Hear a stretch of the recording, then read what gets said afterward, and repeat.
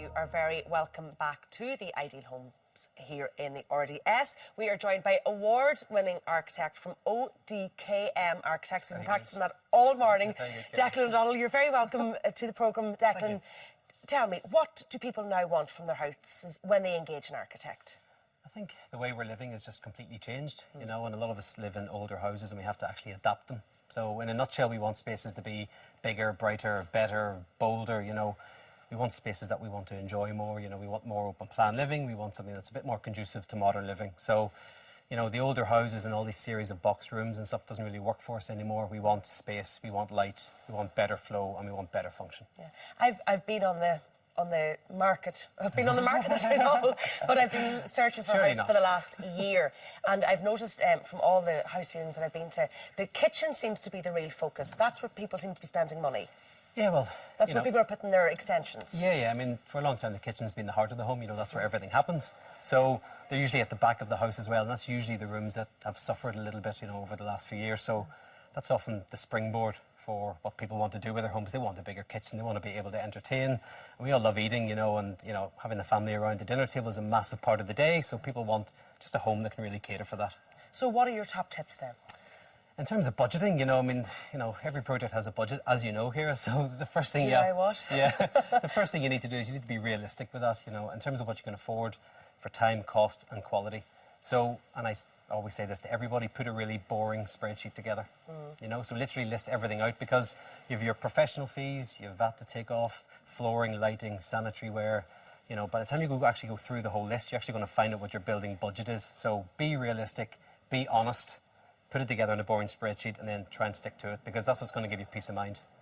And should you go, when you are designing a space, for the space? Make that your priority. Forget about the fixtures and fittings. Try and get the layout right, the doors, the windows, the things that maybe you can't change later on. Exactly. You have to get the big ticket items right first. So it's, you know, we always kind of call it value against cost, because there's a value for everything, there's a cost for everything, and everybody has a budget. So you need to really concentrate on the big ticket items, you know, the spaces you're changing, walls you're opening up, space you're adding on, the plumbing, the electrics, windows, you know, big sliding windows, big doors, flooring, things like that are things you only do once. And once they're done, they're covered up and you're never going to do it again. So it's really important to get those things right first. That's the bones of the house, and you have to get that right first. Now, unfortunately, looking at my notes this morning, I saw have a contingency fund, which I'd say, like a lot of people out there, the contingency fund went out the window a long time ago. Would you say you should have between 10 and 15%? Or 5 to 10, just anything you can have, really. But it's fundamental, because it's peace of mind. You know, you're planning for the unexpected, because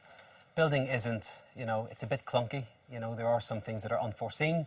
And even when you're building yourself, you'll be walking around your house and you might think you want to do something different or something you might add in. So you're just planning for the unexpected. And if you start with your back up against the wall with nowhere to go in terms of finance, then you're going to be in trouble if there's a problem. And, you know, managing the budget and the finances is the most stressful part of the job. You know, walking around here and seeing kitchens and bathrooms is the fun side, but the budgeting is the tough side. So you have to have a contingency.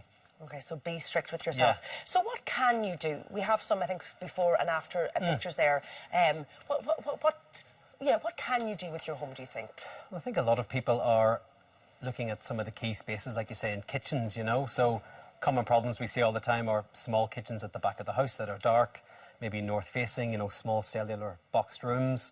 Wow, and look at the transformation there. so you can see from there, the you know. light that you've brought in. Yeah, people want space, they want light. This is what we respond to, you know, as human beings. That's what we follow, you know, we follow the light. So you see a lot of kitchens being remodelled, much better connections with the gardens as well. People want, because now, you know, we have the technology to have big sliding glass doors. You want to bring the outside inside. Another dark kitchen, you know, north-facing, but an incredible garden, you know. So by the time you change that around, open up the ceiling height. And does it matter that it's north-facing? Because everybody talks about southwest or south-facing. But no, you can get great light, even if it is north-facing. Yeah. I mean, you are going to be limited in terms of natural sunlight, but if that's a problem, and that's what your architect should be doing, should be just fixing that problem. So if you have a north-facing back of the house, you need to use clever design to try and bring as much space and as much light in as you can. Okay. Final question. What can people expect to pay an architect? In terms of they don't come cheap. Yeah, but it's the best investment you'll ever put into your home.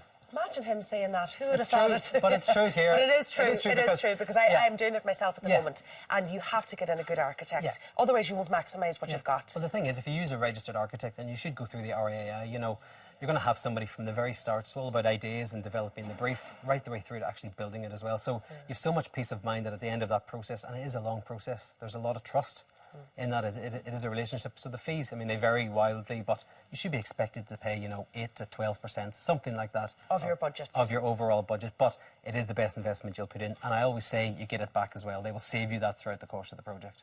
And do you keep the architect right through the project? Because you can just get the architect to do the design. You can. Should you keep them to the end and pay that extra money? If you can, yes, of course you should. Afford it. Yeah, because it's only when you get to the end, that's when kind of serious money will change hands because you're building, So that's where they're at their most valuable, because they will manage that, they'll manage the project, and always sign a contract on site as well between you and the builder. That has to be done because it manages problems and it safeguards you as well.